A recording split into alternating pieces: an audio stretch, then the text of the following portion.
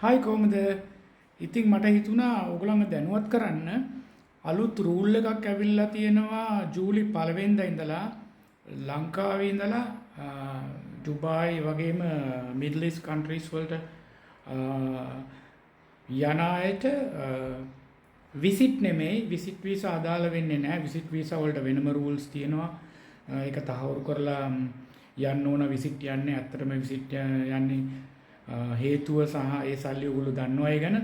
මේ මම යන්නේ ඕන් වීසා අපි කියන්නේ ඕන් visa, private visa, freelance visa කියලා තියෙනවානේ. ඇත්තට ඉතින් එහෙම වීසා එකක් නැහැ. ෆ්‍රීලාන්ස් වීසා කියලා නම් තියෙනවා. මොකද ඒ ඇවිල්ලා ඔයා වෘත්තීය මට්ටමින් ප්‍රොෆෙෂනල් කෙනෙක් නම් අපි හිතමු ඔයා කැමරාමන් කෙනෙක් හරි, ඔයා ඉංජිනේර් සවුන්ඩ් ඉංජිනේර් කෙනෙක් හරි, ඔයාගේ ඕන් බිස්නස් එකක් කරනවා නම් වෙනම ෆ්‍රීලාන්ස් වීසා තියෙනවා. හැබැයි අපි ලංකාවේ කට්ටිය කතා කරන දේවල් තමයි ඕන් වීසා, ප්‍රයිවට් වීසා නේද? ඒ වගේ මේ ෆ්‍රීලාන්ස් වීසා එහෙම වීසා එකක් නැහැ නේ ඇත්තටම. ඇත්තටම තියෙන්නේ ඒක එම්ප්ලොයිමන්ට් වීසා එකක්. කවුරු හරි කම්පැනි එකකින් ඔයාට මොන හරි තනතුරක් දාලා ඔයාට එම්ප්ලොයිමන්ට් ජොබ් එකක් කරනවා වගේ තමයි වීසා එක දෙන්නේ. තේරුණාද? ඒ වීසා එක දීලා ඔයාට ඒකත් එක්ක එමිරේට්ස් ID එකයි හැමදේම හම්බ වෙනවා. වෙනස තියෙන්නේ ඕන් වීසා කියන්නේ ඕගොල්ලෝ මෙච්චර කල් කරේ ඒ කම්පැනි වැඩ වෙනකොට වෙන තැන්වල වැඩ කරනවා. නමුත් ඒක නීති විරෝධී. හරි ක්‍රමයට නම් ඔයා වෙන තැනක වැඩ කරනවා නම් ප්‍රශ්නයක් නැහැ. ඕන් වීසා වලින් NOC එක තිබ්බට මදි. NOC එක කියන්නේ නීතිමය ලේවිල්ලක් නෙමෙයි. ඔයා වැඩ කරන අනිත් තැනින් ඔයා ලේබර් කාඩ් එක ගන්න ඕන. දැන් ඒකනේ සාමාන්‍යයෙන් දැන් අපි කියන්නේ ඕන් වීසා කියලා නේද? ඕන් වීසා, ප්‍රයිවට් වීසා, ෆ්‍රීලාන්ස් කියලා ඔයගොල්ලෝ අදහස් කරන්නේ ඒක තමයි. හැබැයි ජූලයි 1 වෙනිදා ඉඳලා අලුත් රූල් එකක් ඇවිල්ලා තියෙනවා. රයිට්? ජූලි 1 වෙනිදා ඉඳලා ඒ මොකද්ද? ඒ ඕන් වීසා, ප්‍රයිවට් වීසා කවුරු හරි ඔයගොල්ලන්ට ගැහුවා නම් අපි කියමු ඩුබායි ඉඳලා ලංකාවේ දැන් ඉන්න කෙනෙක් ඉන්නවා නම් ඒ වීසා එක එවලා රයිට් ටිකට් එක එව්වට ඔයාට ඩුබායි වලට හරි මැද පෙරදිග රටකට එන්න බෑ. හරිද? ඔයගොල්ලන්ට බලන්න පුළුවන් ගිහිල්ලා SLBF එකේ ශ්‍රී Lanka Bureau of Foreign Employment නැත්නම් ශ්‍රී ලංකා විදේශ සේවා නියුක්ති කාර්යාංශය ඔයගොල්ලන්ට වෙබ්සයිට් එකට ගිහලා බලන්න පුළුවන්. ඒගොල්ලෝ දැනුම් දීලා තියෙන්නේ already. මේක official notice එකක්. මොනවද වෙන්නේ කියලා මම පැහැදිලි කරොත් ඕගොල්ලන්ගේ මේ මම එක්ස්පර්ට් කෙනෙක් නෙමෙයි. නමුත් මේ දන්න දේවල් අර නොදන්න කෙනෙකුට උපකාරයක් වෙයි කියලා තමයි මේ දාන්නේ. රයිට්? ඕගොල්ලන්ට පුළුවන් ඉතින් වැඩි විස්තර ඔය ප්‍රොෆෙෂනල් වීසා හදන කෙනෙක් ඉන්නවා නම් ඒගොල්ලන්ගෙන් අහගන්නත් පුළුවන්. හැබැයි ජෙනුයින් කෙනෙක්ගෙන් රයිට්? හොරුන්ගෙන් නෙමෙයි. ඉතින් මොකක්ද වෙන්නේ මේ කියන විදියට මම දැක්කා අර මල්ලි කෙනෙක් ඉන්නවා යා මේ ඩුබායි වල ඉමිග්‍රේෂන් එකේ වැඩ කරන මම දැක්ක යාත් මේ වීඩියෝ එක දාලා තිනවා සමහර අය දකින්න නැති. ඉතින් නොදන්න අයට පැහැදිලි කිරීමක් කරන්නේ මෙතනින් වෙන්නේ මොකද්ද?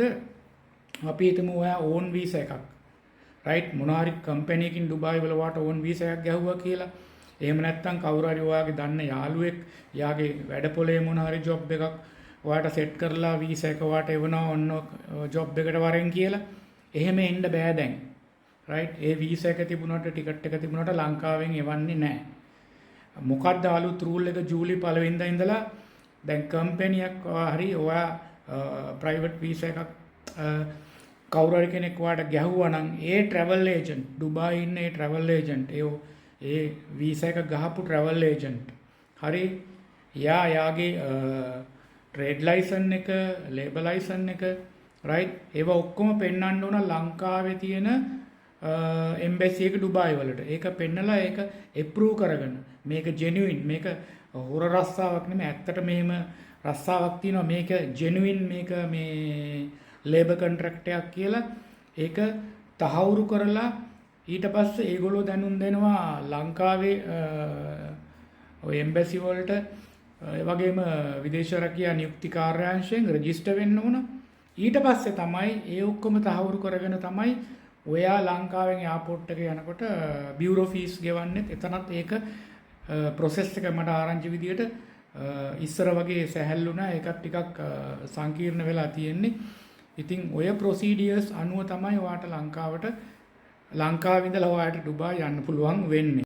ඉතින් අර ඉස්සර වගේ කෙලින්ම කවුරු හරි මෙහි ඉඳන් ඩිරාම් 8,000යි 10,000යි 12,000 දීලා නේද ඕන් වීසා ගැහුවා කියලා වීසා එක ආවනම් ටිකට් එක ආවනම් කෙලින්ම ඩුබායි වලට හරි කොහේ රටකට කෙලින්ම යන්න බෑ රයිට් ඔයගොල්ලෝ හරියට බලන්න ඔයගොල්ලන්ට පුළුවන් මේ දේවල් දැනගන්න නොදන්න අයට දාන්න ඔයගොල්ලන්ට පුළුවන් SLBFE එකේ ශ්‍රී Lanka Bureau of Foreign Employment ශ්‍රී ලංකා විදේශ සේවා නියුක්තිකාරයන්ගේ වෙබ්සයිට් තියෙනවා Google ගහලා බලන්න පුළුවන් official site එකේ ඒකේ මේ පිළිවෙලට මේව දැනුම් දීලා තියෙනවා මම දැක්ක වීඩියෝ එකකුත් තියෙනවා මම ඒ වීඩියෝ එකත් අර foreign ministry එකේ දාපු වීඩියෝ එක මම share කරලා තියෙනවා right ඉතින් ඒවා බලන්න හරිද ඉතින් කල්පනාවෙන් ඉන්න නිකන් මේ සල්ලි දීලා සල්ලි නාස්ති කරගන්න එපා right ඒගොල්ලෝ check කරනවා කවුරු හරි වාට private visa එකක් ගැහුවොත් ඒ visa එක genuine ද එහෙම රස්සාවක් ඇත්තටම තියෙනවද මොකද ඔයගොල්ලෝ දන්න ගොඩක් වංචාවල් සිද්ධ වෙනවානේ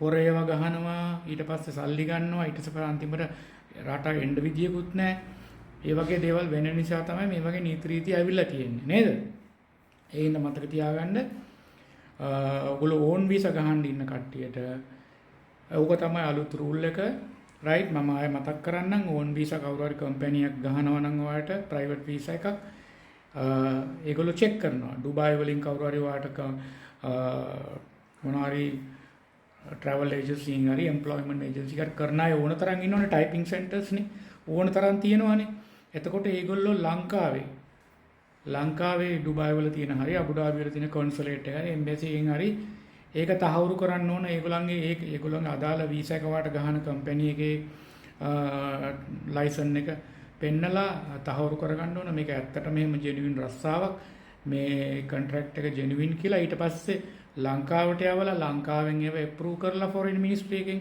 ඊට පස්සේ තමයි ඔයාට යන්න පුළුවන් ඊට පස්සේ තමයි ඒක අරගෙන ගිහිල්ලා ඔයා යනකොට අනිවාර්යයෙන්ම බියුරෝ ෆීස් ගෙවලා ලංකාවෙන් පිට වෙන්න පුළුවන්. එහෙම නැතුව ඔයාට යන්න හම්බෙන්නේ නැහැ. ඔයාව රිජෙක්ට් කරනවා. රයිට්? ඉතින් මේක විසිට් වීසා වලට නෙමෙයි. විසිට් වීසා වල එම කිසි ප්‍රශ්නයක් නැහැ. ඔයගොල්ලෝ දන්නවා.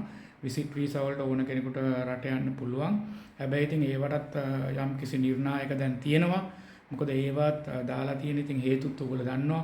මොකද ගොඩක් අය කිසිම සුදුසුකමක් නැති අයත් ඇවිල්ලා විසිට් වීසා වල ඊට පස්සේ අනාථ වෙලා පාක් වල නිදාගෙන රයිට් සෑහෙන ප්‍රශ්න ඇති වෙලා තන ඒ නිසා තමයි බලන්නේ ඔයාගේ වළංගුභාවය. ඔයා විසිට් යනකොට ඇත්තටම ජෙනුයින්ද මේ විසිට් යන්නේ? ඔයා මේ රස්සාවක් කරන කෙනෙක්ද? හොඳ පඩියක් තියෙන කෙනෙක්ද? එතකොට ඔයා ගිහිල්ලා ඔයා යන්නේ මේ ගිහිල්ලා එන්න රයිට්? ඉතින් මේ දේවල් මම ඒ ගැන කතා කරන්න යන්නේ නැහැ. ඔයගොල්ලෝ ඒ ගැන දන්නවා. ඉතින් මේ මට දැනුම් දෙන්න ඕන උනේ මම දැක්ක දෙයක් සමහර අය දැකලා නැතුව ඇති. ඒ නිසා උදව්වක් වෙයි කියලා හිතලා තමයි මේක දැම්මේ. ඉතින් ඕගොල්ලන්ට පුළුවන් වැඩි විස්තර හොයලා බලන්න foreign ministry එකේ වෙබ්සයිට් එකට ඕගොල්ලන්ට යන්න පුළුවන්. හරි. ඒ වගේම ඒ වගේම ඩුබායි වල ඉන්න හොඳ වීසා ගන්න ජෙනුයින් කට්ටියක් ඉන්නවා. මම දන්නේ දර සමීර සිංගපාලි මල්ලි එහෙම ඉන්නවා. ඒගොල්ලෝ සාමාන්‍ය ජෙනුයින් වැඩ කරන්නේ. රයිට්? ඉතින් ඒගොල්ලන්ගෙන් අහුවමත් ඔයගොල්ලන්ට විස්තර දැනගන්න පුළුවන්.